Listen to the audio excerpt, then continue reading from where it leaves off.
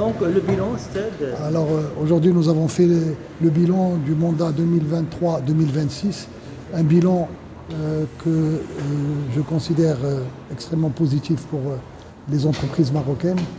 La CGM a aussi su miser sur la synergie entre toutes ses composantes sectorielles, régionales, thématiques et législatives sans oublier son équipe interne pour porter haut et fort la préoccupation et les ambitions du secteur privé national. Un bilan où le taux d'IS est passé de 31 à 20% pour les entreprises, où nous avons pu améliorer le climat des affaires et l'ambiance, au niveau du travail des entreprises.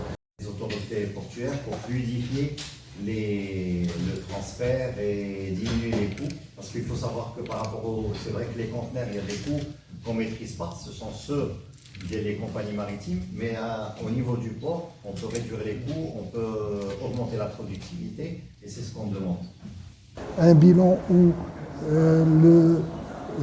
nous avons pu promulguer la loi sur la grève et où il y a eu beaucoup de réalisations tant au niveau social qu'au niveau économique. L'économie de notre pays a beaucoup évolué ces dernières années et nous considérons qu'elle va évoluer encore plus avec tout ce qui a été mis en place par le gouvernement et les nouvelles lois et aussi l'ambiance dans laquelle on est qui va permettre, malgré les crises qu'on vit d'une manière continue, à notre économie de se développer, Inch'Allah, dans le bon sens. C'est qui on termine, passage de témoin. Passage de témoin. Que de mieux que d'avoir son vice-président général devenir président, c'est une consécration et méritée parce que Mehdi est un homme sérieux, un homme engagé, un homme qui va, Inch'Allah, porter la CGM avec Sid Béchiri à un niveau encore supérieur et je suis confiant quant à leur manière de gérer, Inch'Allah, l'avenir de la CGM. Merci. Mesdames et messieurs, pendant cette mandature, on a vraiment cherché à concrétiser des chantiers socio-économiques majeurs. Il faut le dire, on n'a pas évolué dans un contexte facile, bien au contraire.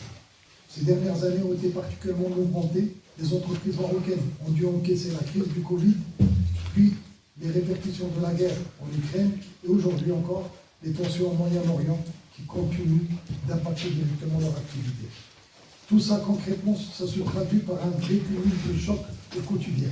Des coûts logistiques qui explosent, des matières premières et de l'énergie plus chère, des délais d'approvisionnement qui s'allongent et une pression de plus en plus forte sur la trésorerie des entreprises. L'exécution de certains marchés publics devient compliquée avec des hausses de coûts et des pénalités de retard liées à des facteurs qui échappent totalement aux entreprises. Dans ce contexte délicat, la CGM a consulté les fédérations concernées pour construire des réponses concrètes qu'elle a partagées avec les pouvoirs publics, que ce soit sur le financement de la trésorerie, sur l'adaptation des marchés publics, sur l'amélioration de la logistique portuaire ou encore sur le soutien aux opérateurs du secteur du transport. Maintenant, si on veut vraiment être plus résilient face à ces crises qui tendent à se répéter et arrêter d'en payer systématiquement la facture, il faut continuer à agir sur des sujets structurels. Renforcer notre souveraineté industrielle, accélérer la transition énergétique, améliorer notre compétitivité logistique et continuer à consolider l'attractivité du Maroc pour les investisseurs internationaux.